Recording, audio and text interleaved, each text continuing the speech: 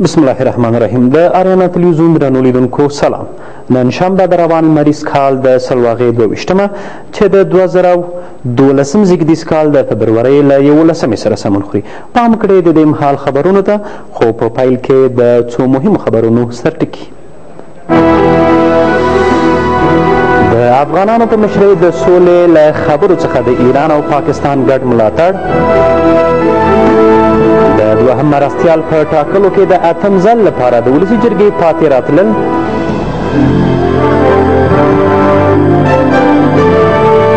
او د لیبیا د اوسني نظام پر ضد د دغه هیواد د وژل شوي مشر معمر القذافي د زوی لخوا د پاڅون خبرداری.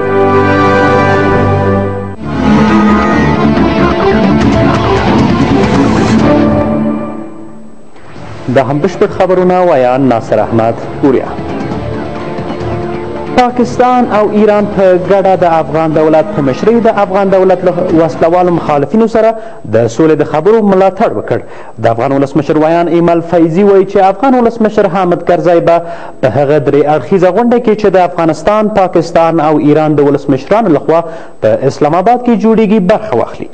نوموړي وویل په دې ناسته کې چې د درې وړو هیوادونو ولسمشران پکې برخه اخلي، د درې وړو هیوادونو د همکاریو د پیاوړتیا ترڅنګ د سولې په خبرو کې د ایران او پاکستان په رول هم خبرې وشي. په همدې وخت کې د ولسي جرګې یو شمېر غړي وایي چې ګاونډي هیوادونه هڅه کوي چې په افغانستان کې خپلې شخصي ګټې ترلاسه کړي. په دې اړه راپورټ لرو چې په ګډه یې ګورو. په داسې حال کې چې د دولت له وسلوالو مخالفینو سره د سولې د خبرو لړۍ بېلابېل اړخونه پیدا کړي، افغان ولسمشر د پاکستان او د ایران له ولسمشرانو سره په درې اړخیزه ناسته کې اسلام آباد ته ځي. د ولسمشر ویان د دغې ناستې موخه د دریو ګاونډیو هیوادونو په اړیکه کې د پیاوړتیا رامنځته کېدل بولي. د دغو هیوادونو په سیاسي مسایلو خبرې اترې او د سیمې په حالاتو خبرې اترې بولي. نوموړی وایي د دې له امله چې د افغان دولت وسلوال مخالفین د پاکستان په خاوره کې اډې لري، نو له دې کبله افغان حکومت د سولې په خبرو کې د پاکستان رول مهم بولي. مخالفین مسئله افغانستان در پاکستان است. پاکستان باید از پروسه صلح حمایت خود اعلان کنه و پشتیبانی خود اعلان کنه تا مسئولیت پاکستان هم در این راستا روشن باشه. لذا یقینا که پاکستان در پروسه صلح نقش کلیدی داره و موضوع مخالفین مسئله افغانستان، ایجاد دفتر برای مخالفین مسئله دولت جمهوری اسلامی افغانستان در قطر، همش مسائل است که در این نشست حتما رویش صحبت خواهد صورت گرفت. فیضي زیاتوي چې ایران او پاکستان په ګډه د افغانانو په مشرۍ د افغان دولت له وسلوالو مخالفینو سره د سولې له خبرو ملاتړ کړی دی. هر دو کشور حمایت خود قبلا از رهبری افغانستان، از رهبری حکومت افغانستان در مذاکرات با مخالفین مسئله دولت جمهوری اسلامی افغانستان اعلان کرده است. ما امیدوار هستیم که دو کشور یعنی ایران و پاکستان از این موقف رسمی موقف خود اعلان کرده از رهبری افغانستان در مذاکراتی که در آینده صورت میگیرد با مخالفین مسئله دولت جمهوری اسلامی افغانستان حمایت واقعی خود ادامه بدهند. په همدې حال کې د ولسي جرګې یو شمېر غړي وایي چې په تېرو څو ناستو کې هم ښکاره شوې چې زموږ ګاونډي هیوادونه تر ډېره د خپلو شخصي ګټو په لټه کې دي او په دغو ناستو کې یې کړې ژمنې نه دي پوره کړي. ما دوستان منطقوی خود را به صورت عینی هنوز پیدا کرده نتانستیم که مبتنی بر تعهدشان در گفتمانها از آنها حسابگیری بکنیم. همه جوانب با افغانستان می نشینند تا به شیوه منافع خود را در قبال چنین گفتمانها از حکومت افغانستان به ضمانت بگیرند. هیچ وقت این به نفع افغانستان نبوده. افغانستان قبل از اینکه اتکا به گفتمانهای منطقی میان همسایا و دنیا بکند، باید سیستم حکومت سازی بهتر به نمایش بگذاره میان احاد مختلف که در دولت شریکند و همچنین شخصیت‌ها و کاراکترهای اثرگذار در داخل افغانستان. نشست سه جانبه‌ای که قرار است دایر شود، اینجا حکومت پاکستان و همچنان جمهوری اسلامی ایران به خاطر منافع خودشان زیادتر تلاش خواهد کرده و در این قسمت حکومت افغانستان متاسفانه تا هنوز کارهایی را که انجام داده این منافع مردم افغانستان به صورت اساسی تسجیل نتانسته. که څه هم د افغان دولت له وسلوالو مخالفینو سره د مذاکرې هلې ځلې د څو میاشتو راپدې خوا پیل شوي، خو تر اوسه هم د دغو خبرو اترو وخت او ځای په رسمي ډول نه دی ښودل شوی. افغان ولسمشر حامد کرزی په داسې حال کې پاکستان ته سفر کوي چې د دغه هیواد د بهرنیو چارو وزیر کابل ته د یو سفر په ترڅ کې افغان ولسمشر ته په دغه ناسته کې د ګډون بلنه ورکړې وه. د مشرانو جرګې د شکایتونو د اورېدو کمیسیون وایي چې د کډوالو چارو وزارت سلاکاران په اداري فساد کې ښکیل دي. دغه کمیسیون وایي چې د کډوالو چارو وزیر د سلاکارانو په استخدام کې د ضوابطو پر ځای له اړیکو څخه کار اخلي. د کډوالو چارو وزیر بیا وایي چې د دوی مشاورین د کډوالو په چارو کې د ملګرو ملتونو د عالی کمیشنرۍ یا UNHCR په صلاح او مرسته د 3 میاشتو لپاره استخدام شوي دي. په دې اړه پام وکړئ د عبدالعزیز کریمي راپور ته. د مشرانو جرګې د شکایتونو د اورېدو د کمیسیون رئیس زلمی زابلي د شنبې په ورځ د یوې خبري ناستې پر مهال وویل چې د کډوالو او راستنېدونکو چارو وزیر په دغه وزارت کې یو شمېر داسې کسان په لوړ معاشونو په دندو ګمارلي چې وړتیا نه لري او د مسلک خلاف ګمارل شوي دي. هغه وایي د دوی د اسنادو له مخې د دغه وزارت حقوقي سلاکار لوړې زده کړې نه لري او د میاشتې 140,000 افغانۍ معاش اخلي او د کرنې د چارو سلاکار چې د هنرونو له پوهنځي فارغ شوی له 20,000 افغانیو ډېر معاش اخلي. زابلي د کډوالو چارو وزیر تورن کړ چې خپل خوریایي هم د سلاکار په توګه ګمارلی دی. زابلي وویل چې د دغو ستونزو په اړه یې د کډوالو چارو وزیر کمیسیون ته ورغوښتی و خو نه دی حاضر شوی. هر گونه فساد متهم است. ایران نوشته کرده که شما جناب رئیس جمهور راجع به نمی وزارت یک بازدید بکنید که یک جای فساد اخلاقی و فساد اداری در موجود است و فعلا مشاور ارشد است، کدام شخص مسلکی نیست، فساد اخلاقی را در موجه روبرو برانداخته. د کډوالو او راستنېدونکو چارو وزیر جواهر انوري وایي چې د دوی سلاکاران د کډوالو په چارو کې د ملګرو ملتونو د عالی کمیشنرۍ UNHCR په مشوره او بودیجه د 3 میاشتو لپاره استخدام شوي دي. توافقی بود بین وزارت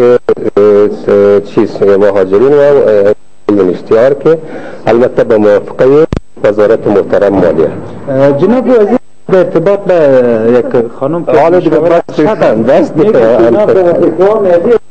د مشرانو جرګې د شکایتونو د اورېدو کمیسیون وایي په دغه وزارت کې یادې ستونزې د ولسي جرګې د یو شمېر غړو لخوا هم تایید شوي. هغه وایي دوی باید د مشرانو جرګې د شکایتونو د اورېدو کمیسیون ته وغواړي. ولسي جرګې د 8 پړاوونو خپلمنځي ټاکنو نه وروسته هم په دې ونه توانېده چې د دغې جرګې دوهم مرستیال وټاکي. د دوهم تقنیني کال نه وروسته دا څوم ځل دی چې ولسي جرګې د دوهم مرستیال د ټاکلو لپاره ټاکنې ترسره کیږي، خو دغې څوکۍ ته یو نومان هم په دی نه دی توانېدلی چې 50-1 رای خپلې کړي. په پام کې ده چې ولسي جرګه سبا یو ځل بیا د دوهم مرستیال د ټاکلو په موخه خپلمنځي ټاکنې ترسره کړي. له هغې وروسته چې د ولسي جرګې د دوهم مرستیال د څوکۍ دپاره له 4 نمایندانو څخه یو هم د پوره رایو په اخیستلو بریالی نه شو، نو د دې څوکۍ دپاره ټاکنې دوهم پړاو ته ولاړې. د ولسي جرګې د دوهم مرستیال د څوکۍ دپاره د محمد عارف شاه جهان او نعمت الله غفاري ترمنځ سیالۍ چې د دغې څوکۍ ته یې د 4 نمایندانو په منځ کې ډېرې رایې اخیستې وي، په دوهم پړاو کې هم بې پایلې پای ته ورسېدې. له دې وړاندې چې دغه ټاکنې د 3م ځل دپاره ترسره شي، ښاغلي شاه جهان داسې یوه پرېکړه وکړه چې له دې وړاندې په ولسي جرګه کې ساری نه درلود.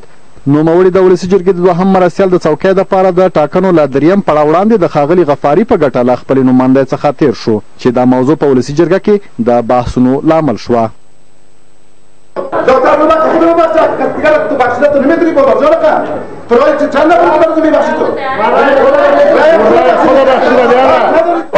که با شما دارید دیگه زیاد ادامه عقلی و اذیت به خیر و صلاح مردم ایران نیست و من فکر می‌کنم اکثر دوستان موافق باید هستید. د ولسي جرګې یو شمېر غړو د نعمت الله غفاري په ګټه د ښاغلي شاه جهان تېرېدل ونه منل او د ټاکنو د 3م پړاو غوښتنه یې کوله، خو یو شمېر نورو بیا ویل چې د ښاغلي غفاري په ګټه د محمد عارف شاه جهان تېرېدل د نعمت الله غفاري بریا ده. دا چې دلته معامله کېږي 2 ساعته درېیم روډ ته وځي، د معاملې لپاره درېیم روډ نه وي جوړ شوی چې د بلې سره وځي یا تبادله سره وکړي یا خلکو رایې خرڅ کړي. مطابق همه جنایات حقوقی و اصول عدالت داخلی که مدارین جناب غفاری صاحب من حیث نایب دوم ولسی جرګه انتخاب شدن ضرورتی برایگیری دیگر ندارد. په دغه باب چې په داسې حالاتو کې د ولسي جرګې په داخلي ټاکنو کې د نه ګډون په باب په قانون کې څه نه دي ویل شوي، نو د ولسي جرګې رئیس پریکړه وکړه چې د ولسي جرګې د دوهم مرستیال د ټاکلو په موخه به د یکشنبې په ورځ یو ځل بیا ټاکنې ترسره کړي.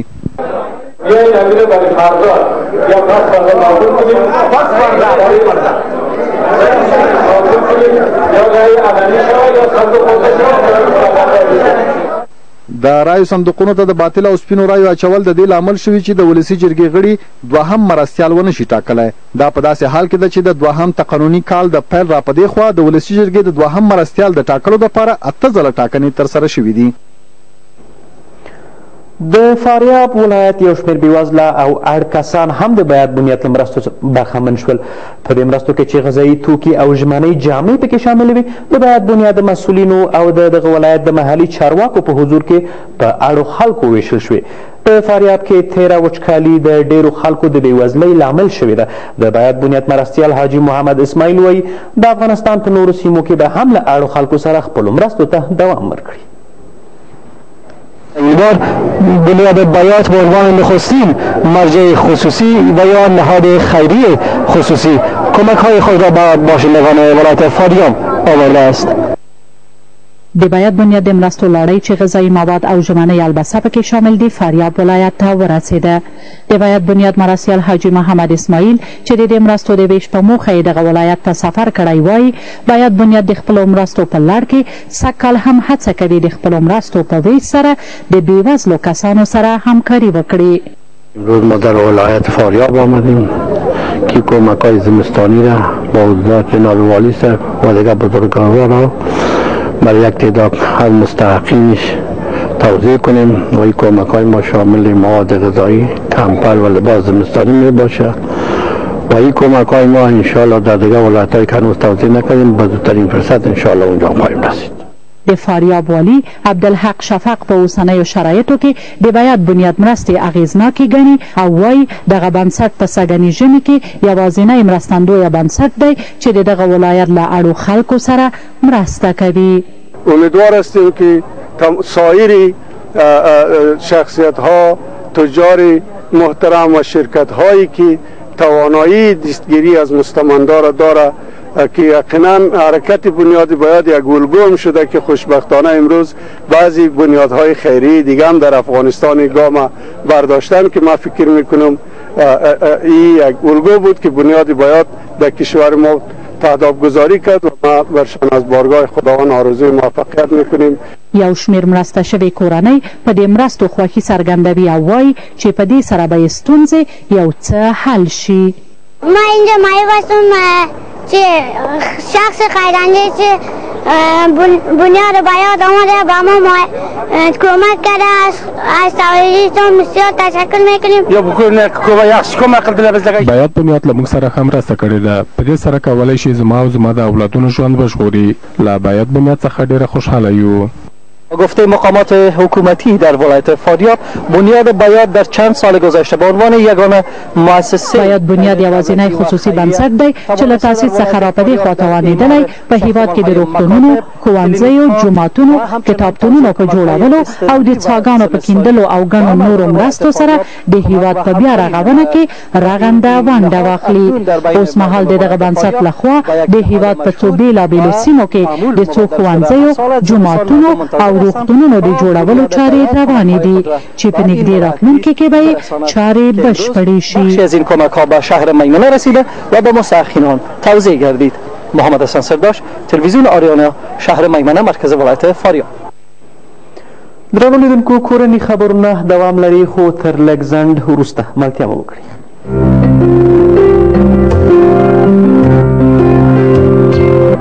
میگم چرا اینا تا حال نرسیدن؟ اگر سکن هلمند باشه حال میرسن. موتورسیکل هلمند سری و هم قشنگه با جنسینای عالی سکن هلمند سکن هلمند با ماشین پرقدرت سری و هم پرسرعت چپ و چپ و زیبا سکن هلمند سکن هلمند با فریم مستحکم جدید است و هم قشنگ با کیلومتر تري غشان سكلي هلمان هلمان سكلي هلمان هلمان هلمان موتو سكلي هلمان واسو مستحكم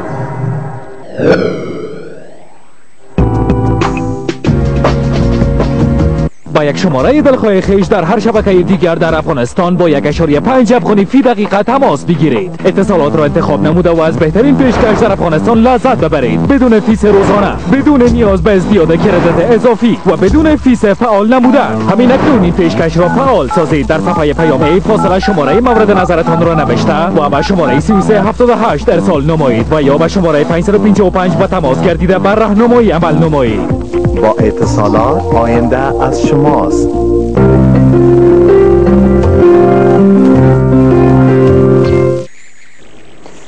بیا هم ښه راغلاست. په پکتیکا کې د ناوړو دودونو له امله نجونې نشي کولی چې ښوونځي ته لاړې شي. ځایي چارواکي وایي هڅه کوي چې له قومي مشرانو او دیني عالمانو سره د خبرو له لارې میندې او پلرونه راضي کړي چې خپلو لوڼو ته ښوونځي ته د تلو اجازه ورکړي. د پکتیکا د پوهنې ریاست د شمیرو له مخې هغه نجونې چې ښوونځي ته ځي یوازې لومړنۍ زده کړې کوي. با آنکه مقامات محلی و باشندگان ولایت که هم د پکتیکا محلی چارواکي او یو شمېر اوسیدونکي په دغه ولایت کې د نسبي امنیت خبرې کوي، خو مرکز حتی یوه د نجونو لیسه هم نه لري. د پکتیکا والي محب الله صمیم وایي ډېری نجونې د ناوړه محلي دودونو له امله حتی په ښارونه کې هم له زده کړو بې برخې دي. ښاغلی صمیم وایي له دې سره چې د 120,000 زده کوونکو له ډلې نږدې 14,000 نجونې دي، خو د نجونو ښوونځي تر 6م ټولګي پورې فعالیت کوي. نجونې په پکتیکا کې د پوهې له دغه نعمت نه یو څه محرومې دي او هغه وجه یې هم دا ده چې دلته دغه فرهنګي او کلتوري وضعیت داسې ده چې د نجونو والدین یا د هغو خویندو پلرونه چې په پکتیکا کې ژوند کوي دوی ته اجازه نه ورکوي چې دوی له متوسطه دورې پورته زده د ښځینه ښوونکو کموالی او د مالي امکاناتو نشتوالی هغه لاملونه ګڼل کېږي چې له امله یې په دې ولایت کې حتی د نجونو یو ښوونځی هم نه دی جوړ شوی. نشود ستونزه عمده د اناسو ښوونکو نشتون ده. امکانات نه لري، د استوګنې ساحه نه لري، کافي معاشونه نشته او څوک زړه نه ښه کوي، خصوصا اناس طبقې. د پکتیکا د پوهنې ریاست د شمیرو له مخې په دې ولایت کې 342 ښوونځي فعال دي چې په سلو کې 80 یې معیاري ودانۍ نه لري. په کندهار کې د کوکنارو د کښت د له منځه وړلو کمپاین پیل شو. د چارواکو په وینا په دې لړ کې به د بزګرانو د ملکیت اسناد هم وکتل شي تر څو په دې ډول هغه دولتي ځمکې چې د زورواکانو لخوا غصب شوي او کوکنار پرې کرل شوي هم معلومې کړي. کندهار والي د دې ولایت امنیه قمندان او د 205 اتل قل اردو قمندان سره په یوه ګډه خبري ناسته کې په ټینګه وویل چې هغه چاته به اجازه ورنه کړي چې هیڅ چاته به د کوکنارو د کرلو اجازه ورنه کړي. پام وکړئ په دې اړه زموږ د همکار رپورټ. د کندهار والی ډاکټر تورالي ویسا، امنیه قمندان جنرال عبدالرزاق او 215 اتل قرد مرستیال برید جنرال محمد امیر بقایی د شنبې په ورځ د یوې ګډې خبري ناسته په ترڅ کې په کندهار کې د کوکنارو د کښتونو د له منځه وړلو کمپاین د پیلېدو خبر ورکړ. کندهار والي پوهنوال ډاکټر تورالي ویسا ویل په پیل شوي کمپاین کې به د کوکنارو د کښتونو د له منځه وړلو ترڅنګ د کروندګرو د ځمکو اسناد هم وکتل سي تر څو هغه دولتي ځمکې چې د زورواکانو لخوا غصب او کوکنار باندې کرل سوي بیرته دولت ته وسپارل سي. چې د مخدره موادو پر ضد قانون هم راوتلی دی د افغانستان د اسلامي جمهوریت لخوا څخه منظور شوی دی. هغه قانون کې جزاوې تعیین شوي دي چې پر هر جریب باندې د اقل 3 میاشتې بند جزا ورکول کیږي. موږ په ټوله کندهار کې بې له استثنا څخه دا کښت زموږ د امنیتي ارګانونو په کومک د منځه ځي. د کندهار سرپرست امنیه قمندان جنرال عبدالرزاق او 215 اتل قرد مرستیال جنرال بقایی په دې خبري غونډه کې ویل د راغلي رپورټونو له مخې د تریاکو یو شمېر غټو کروندګرو او قاچاق کوونکو د خپلو کښتونو د ساتنې په موخه وسلې او مهمات ترلاسه کړي تر څو د کمپاین کوونکو او امنیتي ځواکونو سره وسلوال مقاومت وکړي، خو امنیتي ځواکونه اوسمهال پوره تیاری لري تر څو دوی مقاومت مات او کرل سوي کوکنار له منځه یوسي. مخالفین یا هغه خلک چې قاچاق کوي هغه سلایم لاسته راوړي، په دې کې شک نشته. نو هغه د دولت هغه مخالفین دي چې د پردي لخوا روزل کېږي، دوی کوشش کوي چې زموږ خلک هم د دې لپاره تشویق کړي چې چې دغه قاچاق چې موږ په بدنامه کې ملت پر بدنامه کې او دوی خپل عادت لاسته نه راوړي نو د دې که څوک صلاحي لري که څوک تاریخ لري انشاءالله موږ د هغه لپاره تدابیر نیولي دي هغه ته به موږ خپله جزا ورکوو دا که چا مقاومت کوي هغه ته به دولتي ځواکونه سم په ټینګه جواب ورکوي. د چارواکو په وینا سږ کال په کندهار کې د کوکنارو د کرکیلې د له منځه وړلو په موخه د دولت لخوا له دوی سره مرستې سوي چې په هېڅ ډول به چاته د دغه ناوړه کښت کولو اجازه ورنه کړي. یادونه وړ چې تېر کال هم د کندهار سیمه ییزو چارواکو په دې ولایت کې د کوکنارو د له منځه وړلو په موخه هلې ځلې وکړې خو د مرکزي حکومت د نه همکارۍ له امله د دوی هڅې ناکامه او کندهار تېر کال د تریاکو د لویو تولیدونکو ولایتونو په قطار کې راغی. او وروستی خبر ده چې سره میاشت غواړي د دارالامان د ماڼۍ په بیا رغونه کې ونډه واخلي چې په همدې موخه د دې ماڼۍ د رغونې لپاره د سرې میاشتې لخوا د چنډې راټولولو کمپاین پیل شو. په همدې موخه په جوړه شوې غونډه کې کابل ښاروال وویل چې د کابل د ښار په ډیرو برخو کې پراختیایي پروګرامونه تر لاس لاندې لري او دغه بنسټ به کابل ښار ته د یوې پلازمینې د بڼې ورکولو په موخه له هر ډول ستونزو سره مبارزه وکړي. اسلام حجاب نور حال راکوي. د کابل ښاروالۍ لخوا د دارالامان د قصر په شمول یو شمېر نور تاریخي ځایونه رغول کیږي. د افغانستان سره میاشت د دې دپاره د دغه ماڼۍ د دغه ماڼۍ په بیا رغولو کې ونډه اخیستې وي. د رضاکارانو د 20 ګروپونو په مرسته د 2 اونیو دپاره د چندې د راټولولو کمپاین پیل کړ. همداراز دغه بنسټ له 3000 زیات کارتونه چاپ کړي چې له 500 افغانیو څخه به تر 15000 افغانیو پورې به وپلورل سي او پیسې به د دارالامان ماڼۍ د بیا رغولو دپاره کابل ښاروالۍ ته ورکړل سي. د سرې میاشتې رئیسه فاطمه ګیلاني وایي چې له دې کار څخه یې موخه د خلکو هڅونه ده تر څو د خپلو فرهنګي میراثونو په رغونه کې ونډه واخلي. این 1000 افغانیگی است که اینا رضاکاران میتونن بفروشن. 500 افغانیگی است و 100 افغانیگی است و 50 افغانیگی است. یعنی هر کس میتونه که به اینجا سهم بگیره و از شاگردا گرفته تا هر کسی که برابر توان خود بگیره. په همدې موخه په جوړه شوې غونډه کې کابل ښاروال محمد یونس نواندیش د سرې میاشتې له دې ګام څخه خوښي څرګنده کړه او زیاته یې کړه چې دوی په پام کې لري چې د دغه ودانۍ په یوه برخه کې د هغو کسانو او بنسټونو نومونه ولیکي چې د یادې ودانۍ په بیا رغونه کې ونډه اخلي. اراده ښاروالۍ کابل بر ساختن شهر زیر تاثیر حتی اقلیم هم نمیره و ما مصمم هستیم انشاءالله بسیار دور نخواهد بود که کابل به یک شهر پاک و زیبا تبدیل بکنیم و روزهای بعد سرکهای خراب، هوای آلوده و کثافات و مشکلاتی که در شهر است انشاءالله جز یک قصه چیزی از او باقی نخواهد ماند. د دارالامان ماڼۍ د جوړولو چارې د آلمان د هیواد د یوې ډلې انجینرانو لخوا په 1404 لمریز کال کې پیل او د 2 کلونو په ترڅ کې جوړه شوه خو وروستیو کورنیو جګړو دا ودانۍ په یو کنډوالي بدله کړه. درنو لیدونکو کورني خبرونه مو همدومره ول. بهرني خبرونه به تر لږ ځنډ وروسته وړاندې شي. ملتیا مو وکړئ.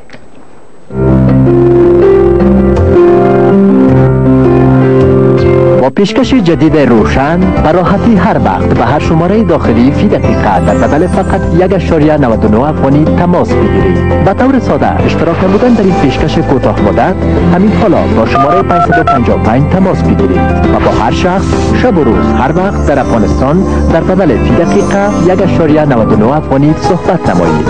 روشن نزدیک شدن. باختر بانک راه را برای بهتر شدن زندگی شما باز کرده. با افتتاح حساب بانکی در باختر بانک از سهولت‌های بیشتر بانکی می توانید استفاده کنید. دریافت مفاد عالی با تحفه‌های ویژه از حساب میادی.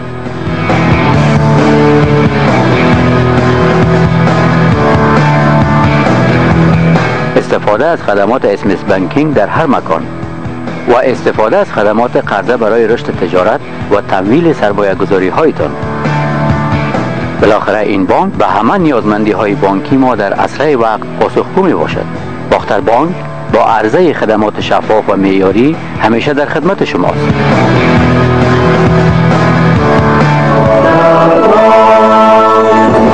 بانک امروز و فردای شما. بهترین نرخ مکالمه در کشور، یک افغانی فی دقیقه پس از دقیقه دوم بدون کدام فیس. در جریان روز و سرگرمیتان ادامه دهید. از 100 MB اینترنت رایگان در موبایلتان استفاده نمایید. برای اشتراک در این پیشکش به شماره 555 در تماس شده و از بهترین نرخ تماس به اینترنت رایگان لذت ببرید. با یاران و سرگرمی هایتان ادامه دهید.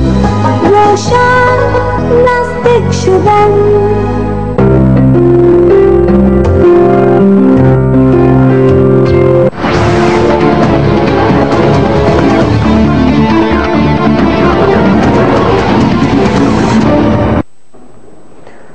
دا هم بهرني خبرونه. د لیبیا د وژل شوي ولسمشر محمد القذافي زوی سعد القذافي ویلي چې د لیبیا د واکمن نظام پر ضد به پاڅون وکړي. نوموړي دا خبرې له خپل پټنځای نایجر څخه د تلویزیون په پرده کې کړي دي. هغه ویلي چې د لیبیا د ملي انتقالي شورا دننه ګڼ شمېر پلویان لري. نوموړی د خپل پلار محمد القذافي له وژل کېدو مخکې په نایجیریا کې سیاسي پناه اخیستې ده. نوموړی وایي په لیبیا کې یو زیات شمېر پلویان لري او هر وخت چې وغواړي خپل هیواد ته ستنېدی شي. د پاکستان یوې ځانګړې پوځي محکمې نن د دغه هیواد یو عالي رتبه پوځي افسر په دې تور محاکمه کړ چې د حزب التحریر سره یې نږدې اړیکې درلودې او غوښتل یې چې د پوځ د مرکزي قماندانۍ یو شمېر نور پوځي چارواکي هم له دغې ډلې سره د اړیکو لرلو ته وهڅوي. دا په داسې حال کې ده چې د دې هیواد د پوځ ویان په دې اړه تر اوسه څه نه دي ویلي. درانو لیدونکو زموږ خبرونه په همدې ځای پای ته ورسېدل. تر بیا مو په پاک الله سپارم. شپه مو خوشحاله.